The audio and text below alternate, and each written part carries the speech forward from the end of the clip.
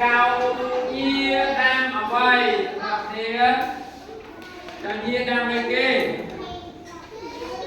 đang chi chẳng hết ai đang về tao về kia làm vô và con đang làm vô con đang làm gì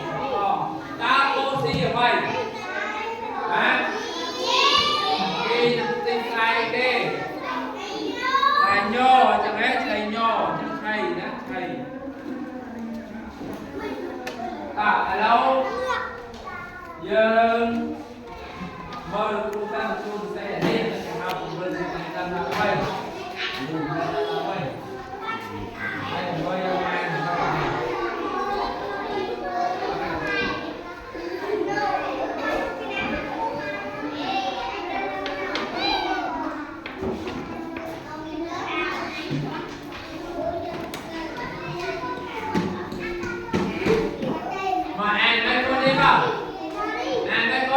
đang đi ra học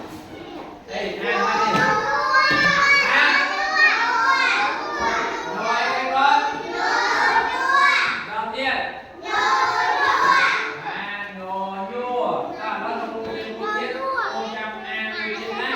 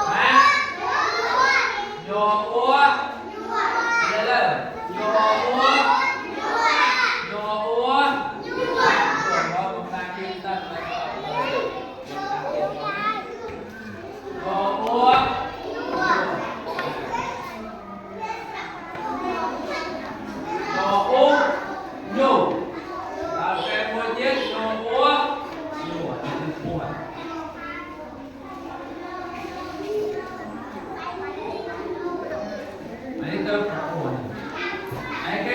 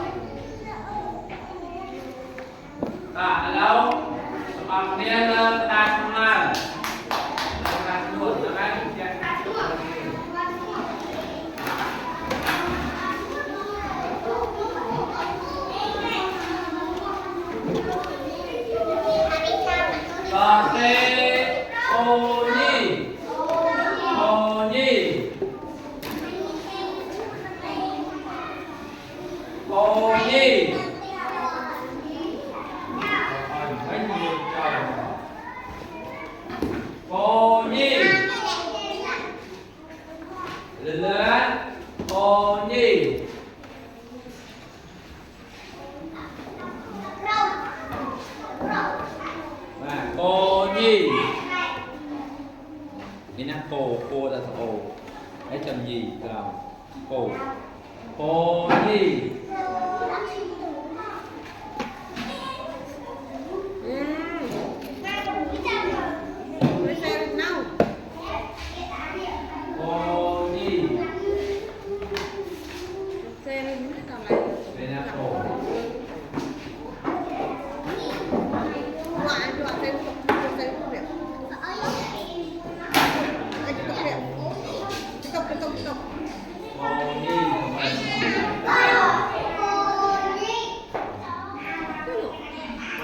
nhị nhô là y nhô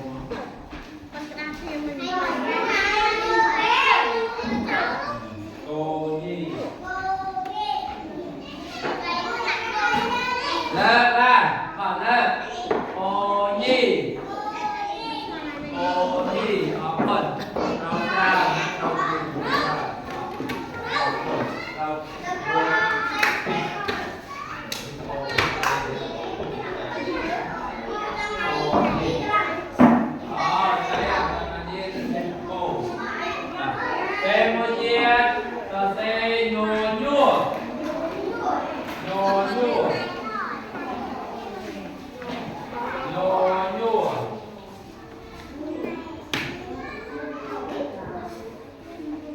nhô nhu còn nhô bị đo hay là lại kế nhô nhu chơi khó